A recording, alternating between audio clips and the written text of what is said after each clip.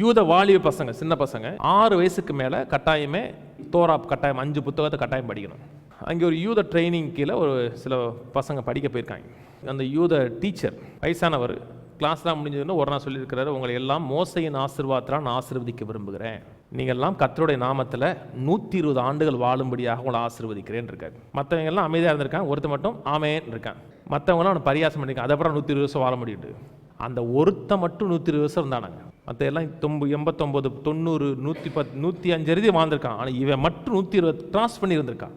என்ன, எதை விசுவாசிக்கிறீர்களோ அது அப்படியே நடக்கும். எதுக்கு ஆமேன்னு சொல்றோம்னா, அது அப்படியே எனக்கு வாழ்க்கையில் ஆகட்டும், நான் சுகமாக இருக்கும்படி விரும்புகிறேன். ஆமேன்னு சொல்லும் பொழுது, ஆண்டவரே என் வாழ்க்கையில் அப்படியே நடக்கட்டும், என் பிள்ளைகள் எல்லாம் கர்த்தரால் போதிக்கப்பட்டிருப்பார்கள் சொன்னா ஆமேன் சொன்னா அது அப்படியே ஆகட்டும். விசுவாசித்தேன் ஆகையால் பேசினேன். எதை விசுவாசிக்கிறோமோ அதை அப்படியே பேசும் பொழுது, எதை விசுவாசிக்கிறீர்களோ அது அப்படியே உங்க வாழ்க்கையில் நடக்கும்.